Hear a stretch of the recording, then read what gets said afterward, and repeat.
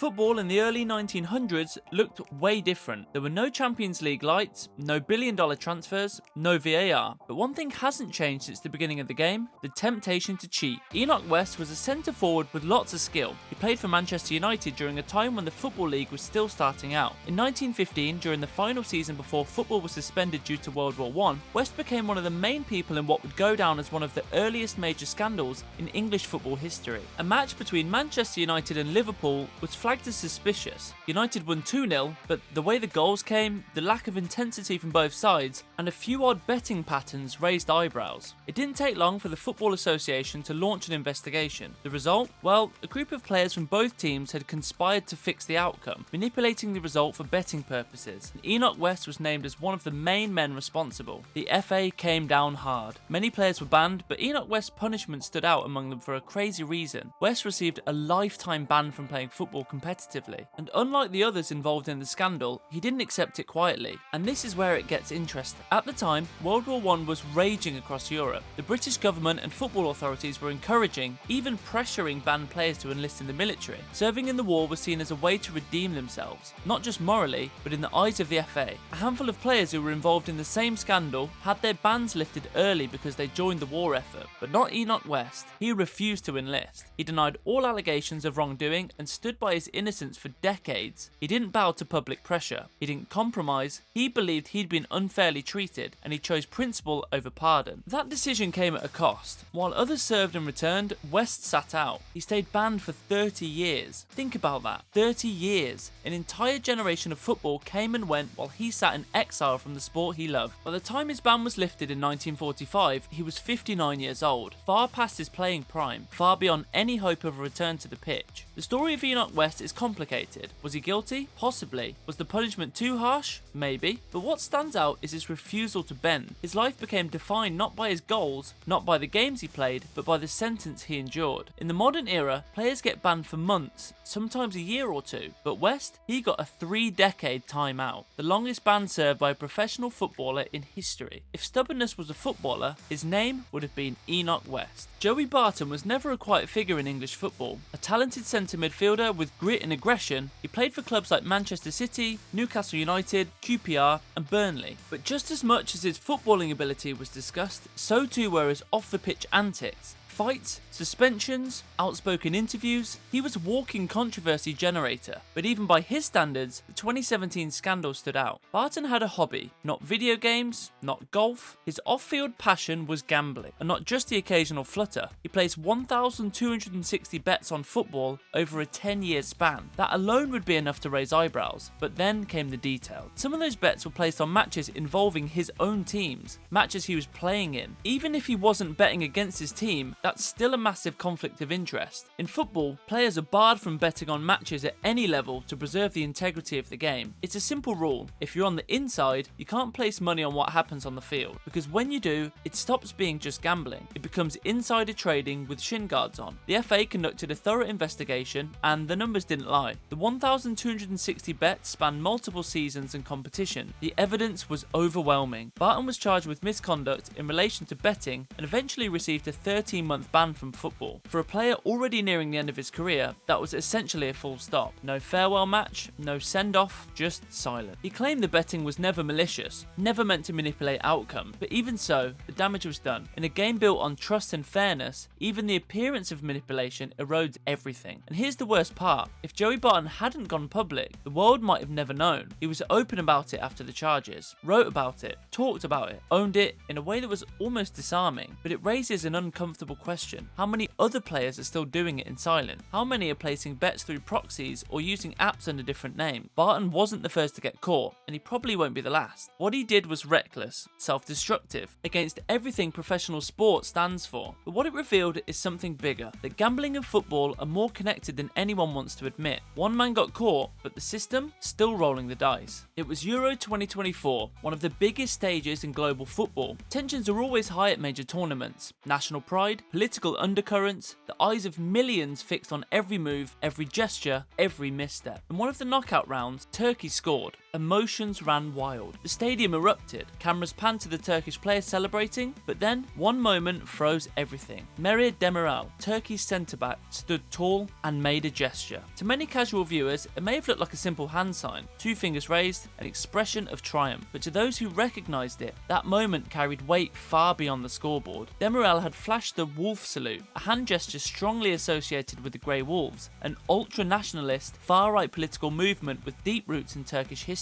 It's a group that has been linked to violent extremism, militant activity, and political suppression across decades. The symbol is not just controversial, it's banned in several European countries, including France and Austria. So when Demiral made the gesture on a pan-European stage, UEFA acted fast. He was given a 2-match ban, effectively removing him from the rest of Turkey's campaign. The message was clear. UEFA doesn't tolerate political expression on the pitch, especially ones tied to extremist ideologies, and the football world, they were split. Some fans, especially in Turkey, defended Demiral. They claimed it was a patriotic gesture, a misunderstood symbol of pride. Others, particularly across Western Europe, saw it as blatant political provocation, a breach of everything international football is supposed to stand for: neutrality, unity, and peace. For UEFA, the decision wasn't just about Demiral, it was about precedent. If a player can flash a political or nationalist gesture and walk away without consequence, what stops others from using the pitch as a platform for political messaging, protest, or propaganda? This wasn't about what Demiral meant, it was about what the gesture represents and how football's governing bodies are forced to act when players cross the invisible line between celebration and statement. Because at its core, football is supposed to unite different nations, different ideologies, one ball, one field. And that's why UEFA doesn't play with politics, especially not on match day. Was the ban harsh? Maybe. Was it necessary? According to UEFA, absolutely. But here's the bottom line: gesture made, punishment delivered, legacy changed. Cheating in football isn't always about match fixing or doping. Sometimes it starts before the game even kicks off, on the paperwork. In 1988, the Mexican Football Federation found itself at the center of one of the most embarrassing scandals in its history. It wasn't about goals or red cards or even player behavior on the pitch. It was about birth certificates. The national under-20 team had qualified for the CONCACAF Youth Championship, a tournament that was meant to showcase the next generation of talent, but suspicions began to swirl. Rumors surfaced that several players on the Mexico squad were older than allowed, not just by a few months, in some cases years. Investigators looked closer, and what they found shocked the football world. 4 players had falsified their ages to appear eligible. It wasn't just a clerical error, it was systematic deception. Documents had been altered, birth dates adjusted, the team was stacked with ringers posing as teenagers, full-grown adults competing in a youth tournament. The scandal exploded in the media and quickly earned a nickname that still haunts Mexican football today: Los Cacaruls. In Mexico, the term cacarul refers to a ringer, somebody who plays under false identity or illegitimate circumstances, and that's exactly what had happened. FIFA responded with swift and brutal punishment. Mexico was handed a 2-year ban from all international competition. Not just the under-20s, the entire national football program was suspended. That meant no participation in the 1990 World Cup, a devastating blow for a nation where football isn't just a sport, but a cultural cornerstone. It wasn't just players who paid the price. Officials within the Mexican Football Federation were removed, disgraced, or banned. The entire structure had been compromised, and FIFA made it clear: you don't bend the rules to win, not even at youth level. And here's the irony: at the time, Mexico had one of the most promising generations in its history. Talented players who could have earned their place fairly were denied the chance to compete because the federation opted for shortcuts. They didn't trust the process, they tried to cheat time. But you can't fake youth forever. The scandal damaged Mexico's reputation on the global stage. It created distrust that lingered for years, and it became a cautionary tale used by FIFA ever since to justify tighter enforcement around age verification in youth tournaments. So no, this wasn't just cheating on your birth certificate, this was institutional fraud. A decision so reckless didn't just ban a player, it sidelined an entire country. Because in football, as in life, shortcuts always come with a price.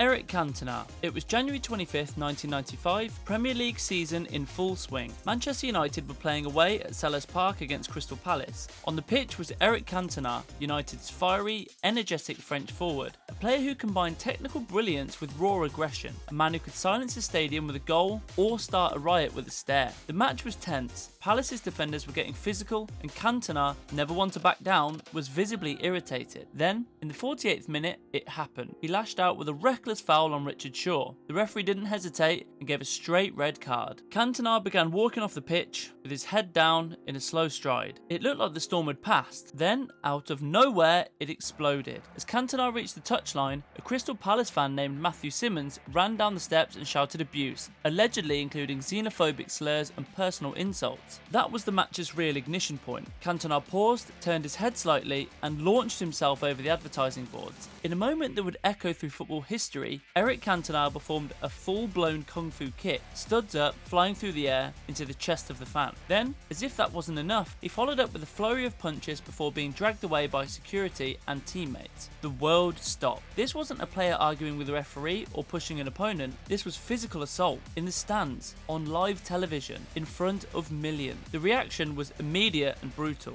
Cantona was suspended by Manchester United indefinitely. The Football Association issued a 9-month ban from all football activities, paired with 120 hours of community service. Sponsors distanced themselves. The media devoured the incident like sharks circling blood. Headlines the next day didn't talk about the scoreline, they talked about the madman of Manchester. And then came the press conference. Cantona, suited up, sat in front of a wall of reporters, the room buzzing, people expecting an apology or at least an explanation. Instead, he delivered one of the most cryptic lines ever spoken in football. When the seagulls follow the trawler, it is because they think sardines will be thrown into the sea. That was it. He got up and walked away. No clarification, no context, just metaphor and mystery. Some called it poetic, others called it nonsense. But one thing was certain, Eric Cantona just elevated himself from controversial footballer to full-blown iconoclast. He returned to football later that year and even helped United win more trophies. But the kung fu kick never left him. It defined him. It turned him from footballer into folklore. Was he a genius? Absolutely. A leader? Without question. But also deeply volatile. A man with a fuse so short, all it took was one sentence from the crowd to light it. Cantona wasn't just a player. He was a myth wrapped in muscle and mood swings. Legend? Yes. Unhinged? No doubt. And in that one kick, he proved how thin the line really is between brilliance and madness. Oliver Götz-Kalksson. Oliver Götz-Kalksson wasn't a household name, but in Icelandic football circles he was respected. A solid goalkeeper who built a steady career across clubs in Iceland and even England, where he played for Brentford and Birmingham City. He wasn't flashy, but he got the job done. Dependable, experienced, and a regular for the national team during the early 2000s. But in 2005, something strange happened. Götz-Kalksson just disappeared. No press release, no injury update, no explanation. He simply failed to show up for a mandatory drug test. He'd been called in as part of the standard doping protocol, and instead of turning up like every other professional player, he went off the grid. At first, it was puzzling. Then it became suspicious. Then damning. Because in anti-doping law, missing a test is treated the same as failing one. Refusing to be tested or conveniently vanishing when your name is drawn is considered a violation just as serious as testing positive. It implies guilt without confirmation, and the punishment is just as severe. Soon after, the truth surfaced. Götz-Kalksson wasn't just avoiding the test out of fear or carelessness. He was struggling with a deep and consuming cocaine addiction. The substance had taken over his personal life, and by the time the test came around, he knew he wouldn't pass. Rather than confront the problem, he ran. Later, he admitted everything, publicly. He spoke about his addiction and how it spiraled, about how it wrecked his professional career and personal life. It was a rare moment of honesty in a sport that often hides its cracks behind PR statements and legal teams. But by then, it was too late. The football authorities handed down an indefinite ban, which effectively ended his playing career,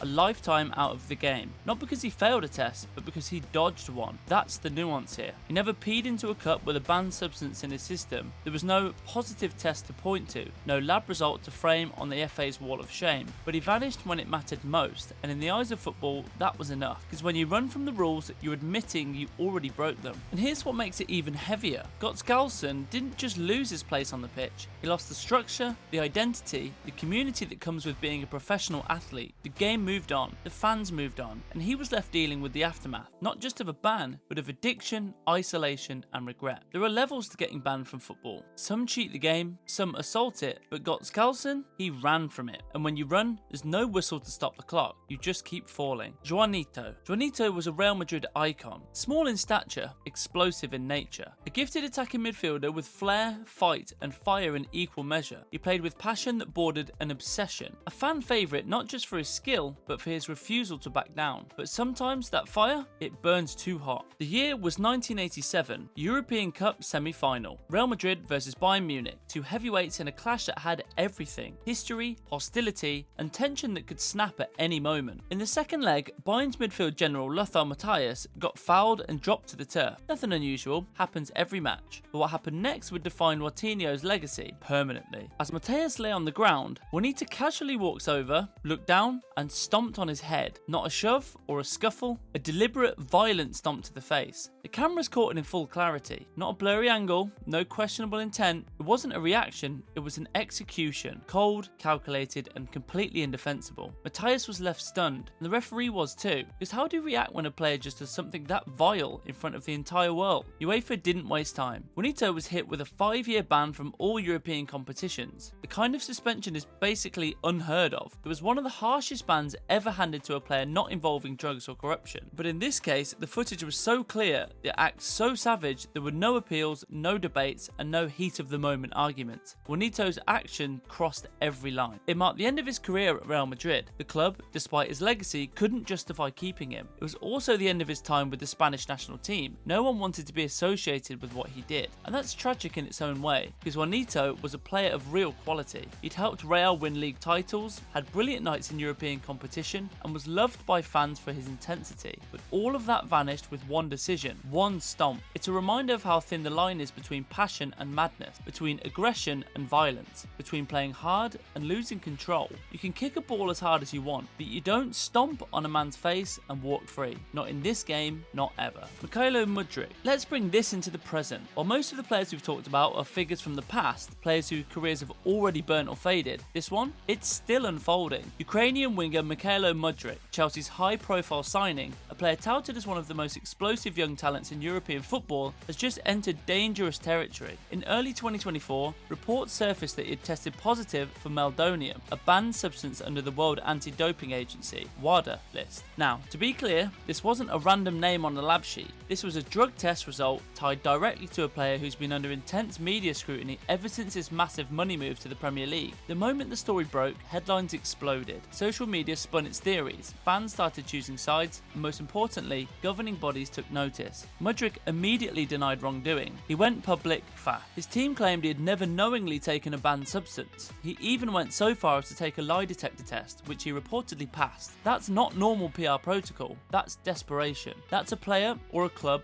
knowing how bad this can get and trying to get ahead of the firestorm. But here's the thing, the lie detector doesn't clear him, not officially, because in anti-doping policy, it all comes down to the B sample. When a player tests positive, there are 2 samples taken. The A sample is tested first. If that's positive, the B sample is kept sealed and can be tested on request. If the B sample confirms a result, that's it. And as of now, the B sample is still pending. That means this entire case is hanging in the balance. His team's trying to clear his name. His country is watching. Chelsea is probably holding their breath behind closed doors, praying this doesn't become a PR and financial disaster. And here's the brutal part. None of that matters if the result comes back dirty. If it's positive, Mudryk faces a multi-year suspension. Maybe not a lifetime ban, but long enough to derail the momentum of a young career that hasn't even fully kicked into gear. Long enough to damage transfer value, club trust, and sponsorship potential. Everything he's been building, that's at risk. And even if it returns, even if the ban ends, the stain stays. Because football doesn't forget doping scandals. Just ask anyone who's ever served time for performance-enhancing drugs. You're never just back. You're always the guy who got caught. Fans don't fully cheer for you. Clubs hesitate. Journalists mention it forever. And perhaps worst of all, your clean moments start to look suspicious in hindsight. That wonder goal you scored last year? People ask, was he juiced? That speed burst against Liverpool? Was that natural? Even your future success gets clouded in doubt. This case isn't about a player who already melted down. It's about a player who's on the edge right now. And depending on how that test comes back, we might be adding Mykhailo Mudryk to the list as not a footnote, but as a headliner. Roberto Rojas. Let me set the scene. It's 1989, a crucial World Cup qualifier between Chile and Brazil, held in the legendary Maracana Stadium. The stands are overflowing with 140,000 people. The atmosphere is electric, tense, and every touch of the ball feels like it might decide a nation's fate. Chile needed a win to keep their World Cup hopes alive. Brazil just needed to avoid defeat. Then, in the 67th minute, chaos erupted. Chile's goalkeeper, Roberto Rojas, suddenly collapsed to the ground. Blood streamed down his face as he clutched his head, writhing in apparent agony. The The crowd gasped. Chilean players rushed to him. Officials panicked. Camera zoomed in, capturing what looked like a horrific accident. At first, it was believed that a firework thrown from the Brazilian crowd had struck Rojas in the head. The match was abandoned, and for a moment, the narrative was clear. Brazil's fans had caused a dangerous, unacceptable situation. The Chilean squad walked off the pitch, and the entire football world was stunned. But then, the footage was reviewed. Slow motion replays showed the firework landing far from Rojas, nearly a full meter away. No contact, no smoke trail, just theatre. The truth came out. Rojas had faked the injury. He had hidden a razor blade in his glove and during the chaos, deliberately cut his own forehead to simulate a violent attack.